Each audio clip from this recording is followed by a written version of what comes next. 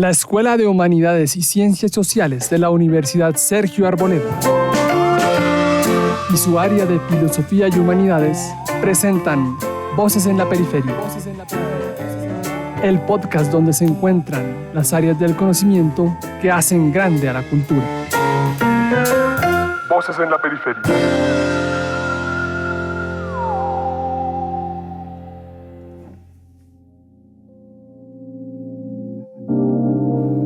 Buenos días, buenas tardes, buenas noches, te saludamos donde quiera que estés. Esto es Voces en la Periferia y hoy arrancamos una saga con historia. Esta saga se hizo durante la pandemia, en el año 2020, con la maestra Yolima Andrea Díaz, a quien le doy la más cordial bienvenida. Pero hablemosles un poquito, era una época de zozobra, no habían vacunas, la gente estaba muriendo, España, Italia, Colombia, familiares de amigos nuestros, personas cercanas, profesores de esta universidad también murieron, de la Sergio Arboleda, por supuesto. Y vamos a arrancar a hacer esta saga como remozada. El primer capítulo, maestra, pues obviamente como arrancamos en aquella oportunidad, el gran Charlie Chaplin. Bueno, Chaplin tiene una historia de vida impresionante, ¿no? Sí, bueno, él era británico y tenía una infancia llena de conflictos y problemas. Su mamá era una persona que tenía problemas de índole psiquiátrico, mental, esquizofrenia, y en ese ámbito pues él crece en una pobreza bastante grande y decide, pues él siempre tuvo una magia en su vida, decide hacer un espectáculo y obviamente pues eran en sitios pues no eran tan aptos para los niños, pero siendo niño le tocaba y entonces hacía shows como de mímica, pero él tenía una gracia muy grande, siendo un niño pues les llamaba la atención, pues de pronto en un bar, ¿quién podía ir? Pues bueno, gente que consumía tal vez licor, pero pagaban. Exactamente igual les llamaba mucho la atención lo que él hacía. Hay una cosa curiosa y es que el papá de Chaplin fue alcohólico y los dejó abandonados. Y la mamá, como bien lo dice usted, pues fue además visitante de diferentes hospitales psiquiátricos de la ciudad de Londres. En una oportunidad, ya estando internada, pues sus niños no tenían qué comer. Y Charlie estuvo de acuerdo con su hermano mayor Seb y fueron a un mercado. Y él comenzó a hacer pantomimas. Y Seb se robó la comida por detrás y los cogió la policía. Oiga, ustedes están robando. Sí, señor, estamos robando, pero lo que pasa es que tenemos hambre. ¿Y su mamá dónde está? Está en tal hospital. Y su papá, hace 3 años no sabemos de él. ¿Y ustedes dónde viven? La policía fue y los llevó. Y desde ese momento, digamos, la vida de Chaplin cambió positivamente porque el propio estado londinense dijo, estos niños están solos, están realmente complicados. Y hubo mayor supervisión. En esa época Charlie tenía 5 años. Y un año anterior había hecho también, digamos, un reemplazo de su mamá, que era actriz de teatro, en una obra donde ella le falló la memoria, entró en un estado de pánico, de ansiedad, y el niño se montó al escenario. Y los insultos y los gritos y las quejas del público pasaron a los aplausos y a la ternura, porque Chaplin nació genio. Bueno, la juventud de él, muy complicada, porque la escolaridad de él no se conoce completa, o sea, no tiene ni siquiera un colegio completo ni universidad, pero es un autodidacta. Claro, y de ahí también, de toda esa anécdota, de todas esas circunstancias con las que él nace, precisamente de las anécdotas con su hermano, del asunto de robar la comida, del asunto de salir corriendo hacia la policía, es que surge su personaje de Charlotte. Un vagabundo que es intencional que le queden los zapatos grandes, sí, porque además es icónico, pero es intencional porque él recoge esa ropa y se la coloca, como tal vez haga una persona que está en condición de habitante de calle, ¿no? Recoge una ropa que tal vez no es de su talla, pero entonces con eso evidencia que hace esa recolección de ropa y por eso es que los zapatos le quedan grandes y entonces es un poco disímil toda la ropa que está utilizando y va y entonces sí también roba comida porque pues tiene una situación precaria, además que todos los contextos en los que él muestra en sus películas pues tienen algo que ver con la problemática social, se ha mostrado mucho. Chaplin es el cine y el cine Chaplin. En el año 73, en la entrega de los premios Óscares, a él le dieron el Óscar honorario a toda una vida. Y él es el receptor del aplauso más largo de la historia de la humanidad. Fueron más de 12 minutos de aplauso, en toda la academia se pone en pie. Cuando presentan el premio, dicen exactamente las palabras que acabo yo de mencionar. Es que el cine era Chaplin y Chaplin era el cine. Es la primera vez que uno puede decir que un apellido encarne un arte. Y sí, claro. eso era una cosa impresionante. Obviamente resarciendo también algo que le hizo un desplante que le hizo la Academia durante toda su vida, Claro. ¿no? Y era pues precisamente negarle el Oscar, ¿no? Por acusaciones, por una serie exactamente de circunstancias que vivió Charlie Chaplin, y ese Oscar honorario fue como resarcir pues toda esa injusticia con un genio cinematográfico, y obviamente la ovación de pie incluso hasta fue muy corta para lo que fue Charlie Chaplin en su vida y en lo que aportó al cine. Sin embargo, él quedó absolutamente conmovido y las palabras de agradecimiento fueron tiernas, fueron humildes, fueron Chaplin. Sí, claro, Chaplin él fue un era hombre muy humilde, que se hizo a pulso, sí, que huyó contra viento y marea, que se enfrentó a Hitler, que se enfrentó al mal, y era un hombre pues que venía de una extracción social muy, muy baja, con unas circunstancias de vida muy, muy difíciles, pero con un talento infinito. Y creo que desde la creación de su personaje, desde la manera como él hacía las películas, desde la forma como dirigía a los actores, desde la manera como él trabajaba las luces, los efectos especiales. Y hablemos un poquito de ese Chaplin, el filmmaker, como hacedor de cine. Hizo todo, ¿no? Absolutamente todo. Él escribió el guión, dirigió, actuó, incluso compuso música. Era el showman de frente de las cámaras. Pero lo bueno era que todo lo hacía bien. O sea, él podía generar todos esos roles que son tan difíciles. O sea, a mí me parece tan difícil una persona que haga el guión, que actúe, que dirija. Me parece que es bastante complicado, y él lo hacía todo muy bien. Entonces todo lo muestra, y además tenía pues un contexto social muy interesante, a veces una crítica en las películas que hace, y genera un contexto muy interesante en todo lo que hizo, ¿no? Entonces, si hablamos, por ejemplo, de las películas, pues una de las que no se puede perder de Charlie Chaplin se llama Tiempos Modernos. Claro.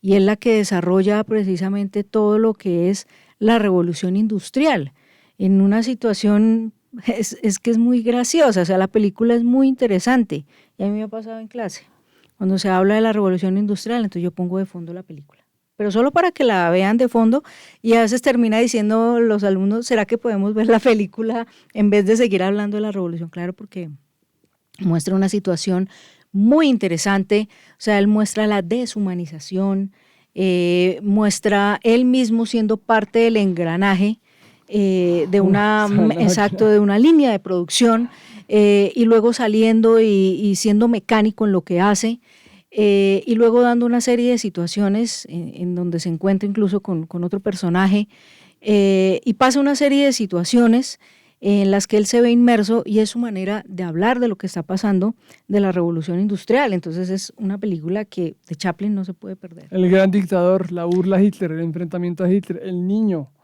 Son películas que uno dice, por Dios, qué cosa pues, tan espectacular. Digamos que el gran dictador es la primera película hablada sonora de Charlie Chaplin.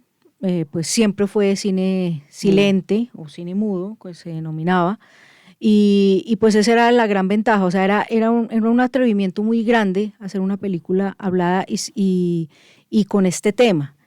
Y es que Charlie Chaplin se da cuenta que primero él nació el mismo año que Adolfo Hitler. Exactamente, 1889. Se parecían mucho, eran como de la misma contextura, la misma estatura, y obvio con el bigote, y esto se parecían bastante. Entonces esta es una historia en donde se habla de un dictador, pero más como caracterizar a un dictador, porque en realidad es un actor que en realidad está en una búsqueda, pues no contamos toda la trama para que la gente lo vea, y resulta personificando a ese dictador que tiene en sus manos el destino de la humanidad. Sí, la escena sobre la mesa, sentado, acostado con un balón que es el globo terráqueo, dándole vueltas y pataditas, que fue lo que pasó un poquito pues, en la Segunda Guerra Mundial con Hitler, ¿no? Pero hay una cosa muy bella, por ejemplo, en The Kid, en el niño. Es una película muy hermosa. Y es la ternura. Linda. Sí, es la ternura, es linda. el llanto, es el abrazo, es el abandono. Que incluso el póster, el cuadro que venden mucho, que uno lo encuentra en la calle de Charlie Chaplin con el niño, pues viene de esa película y genera eso. Claro, yo creo que él se revela en ese niño. Es casi que autobiográfica. Claro, de él alguna se ve en ese abandono, en la calle, robando la comida, buscando afecto. Yo creo que The Kid es como un retrato de él, de su infancia. Entonces él trata con su personaje Charlotte pues de darle ese amor, ese cariño, ese afecto a ese niño. Es una película muy tierna. Hay una cosa muy bella y es que Charlie Chaplin viaja a los Estados Unidos cuando tiene algo más de 20 años, como 22 años, y comienza y se emplea, ¿no? Pero en la práctica los empleadores querían un poco aprovecharse del talento de Chaplin y Chaplin se da cuenta y dice yo puedo hacerlo solo. Es cuando él decide arrancar camino y construir semejante carrera, semejante mito del cine, y porque él es un ícono. Y además Charlie Chaplin es un ícono del siglo XX. Claro, y funda la United Artists, que pues es una de las productoras más importantes y además tiene una característica que es con Mary Pickford, que además es la esposa de su socio, o sea, ellos tres fundan la United Artists siendo la primera mujer productora, ¿no? en la historia, digamos, de los estudios de Hollywood, porque esto viene a ser un estudio de Hollywood, de la gran maquinaria y de la industria. Pero él, claro, desde ahí dice, yo puedo hacerlo, yo puedo gestionar, yo puedo gerenciar, yo puedo desarrollar muchas de las historias que desarrolló conjuntamente con Mary Pickford, porque desarrollaron también unos guiones conjuntos, o al menos ella hizo respetar su participación en los guiones, y claro, pues entonces también forma parte de todo el engranaje y el desarrollo cinematográfico desde la industria. Candilejas, otro granito. La música, la música de Candilejas, exacto, el piano. Él compone la música de Candilejas y también una historia muy que va con él, que es un hombre mayor que se enamora de una mujer menor. Y esto pues lo ve mucho Chaplin, con su esposa. Ona. Bueno, exacto. Con la gran Ona. Que hoy se ve mucho a su nieta, ¿no? Sí, igualita. Exacto, la hija de Geraldine. Sí. Y viene de ese amor porque él es muy criticado. O sea, Charlie Chaplin también fue criticado mucho por sus romances con mujeres menores, pero es que él nunca obligó a nadie, ¿no? Nunca. Y el hecho de que su esposa fuera menor que él, no se ve nada implicado en asuntos de corrupción ni nada de eso, no. Simplemente es un romance de dos personas que tienen una diferencia en edad bastante grande. Y eso es el tema de Candilejas y por eso pues él, además de protagonizarla, teniendo ya una edad avanzada, por decirlo de alguna manera, también él se personifica con la letra y la música de las canciones. O sea, Candilejas, hoy la escuchamos, ha sido interpretada por muchos intérpretes a nivel latinoamericano y mundial, y hoy se sigue escuchando y eso sale de ese genio que es Charlie Chaplin y cómo desarrolló todo en el cine. La frase de Ona cuando Chaplin le dice es que yo quiero envejecer contigo. Y le dice, no, tú no vas a envejecer conmigo. Tú vas a crecer con una mujer joven que se va a hacer madura a tu lado. Eso es una belleza. Absolutamente. Y además también Charlie Chaplin es reconocido porque pues él fue padre después de los 80 años. Claro, es que tuvo 8 hijos. Exacto. Incluso su hija menor vive en las Islas del Rosario, en Cartagena. Claro, en Cartagena. ¿No? Es un dato que a veces no lo conocemos, un dato curioso. Geraldine Chaplin pues vivió mucho en España, o sea, no es la misma hija que vive acá, y digamos que eso le abrió puente a su hija, que pues hoy es conocida por papeles ilustres en el Juego de Tronos y más recientemente en Avatar, y habla mucho pues de la influencia de su abuelo. Claro.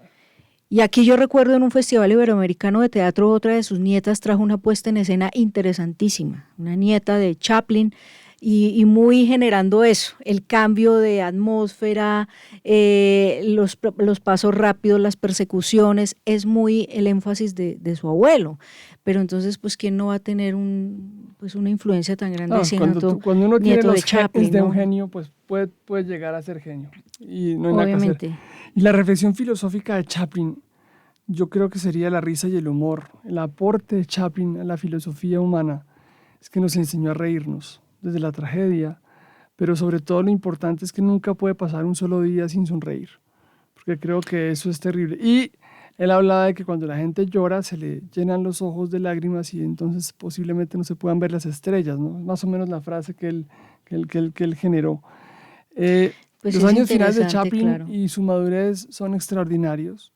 Ona, su amada esposa, 30 y tantos años menor que él, lo va a acompañar. Ella va a vivir un tiempo después, va a vivir pues algunos años después. No va a vivir tanto como él, o sea, no va a ser tan... Es que él No, murió de 88, él murió la Navidad del año 77. 1977 Ujú. eh, en Suiza, Sí, con todo el después, placer, digamos, el de lujo, sus... el reconocimiento Ajá. mundial. La reina Isabel II lo hace caballero del Imperio Británico. Ya al final de su vida cierra un periplo existencial con broche de oro y muy merecido, porque cualquier ser humano que se acerque al cine tendrá necesariamente que pasar por Chaplin para entender un poquito qué es el cine, cómo se vive el cine, cómo se siente el cine. Y muy a pesar pues de los problemas personales que haya tenido Chaplin en términos de muchas parejas, ¿no? Fue un papá extraordinario. Sí, Eso fue sí, muy todos buen los hijos de padre, él, los claro que hijos de Ona sí. lo amaban Incluso él fue padre de profundamente. una hija, de una actriz que él siempre tuvo la duda que si era o no su hija, pero también tuvo que reconocerla por todos los problemas que en ese momento tenía de sus acusaciones a nivel legal. Entonces la corte, un juez le ordena que reconozca a esa niña y pues lo hace pues para no tener más problemas. Igual él se va de Estados Unidos, tiene que irse de Estados Unidos, se radica en Suiza, digamos que sigue generando más la cinematografía desde la parte de los guiones y de las historias que dejó, incluso inéditas, pero lógicamente es que la utilización de la pantomima, del cuerpo humano como tal, en un momento en que el cine se estaba generando, desarrollando y haciendo como entretenimiento, pero también como industria. Entonces él es un pionero adicionalmente de todo y supo tener en su cabeza todo el desarrollo de la cinematografía. Supo hacer un guión, supo hacer un guión técnico, supo hacer una partitura, supo también guiar a los actores, supo él también generar una actuación. Entonces, pues claro, Chaplin obviamente es un ícono. Hablar de Chaplin es hablar de cine, efectivamente, como la frase es célebre. Y no podemos hablar de cine sin hablar de Chaplin. Es que es un inicio, un desarrollo y algo que sigue obviamente actual. Decimos, las nuevas generaciones conocen a Chaplin, pues deben conocerla porque es que obvio que sus aportes, pero sobre todo lo que él desarrolla para la cinematografía, pues es algo que no se puede pasar por alto. Eso es, digamos, la magia de Charlie Chaplin. Y todas las películas o biotopics que han hecho acerca de él, pues obvio no dejan de lado sus escándalos, pero obviamente tienen que sobrepasar el hecho que él fue un genio y que desarrolló algo único para el séptimo arte. Y la humanidad en Chaplin se refleja, porque las Claro, cosas más importantes hay la empatía que tiene Chaplin con el género humano.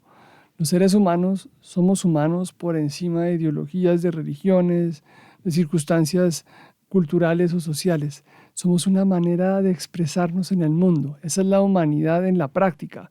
Es talento que se proyecta a través de obras de arte, de canciones, de esculturas, de construcciones, hombre, de tantas cosas, de todo lo que hacemos, ¿no? De filosofía, ingeniería, arquitectura, de derecho. La humanidad es todo eso.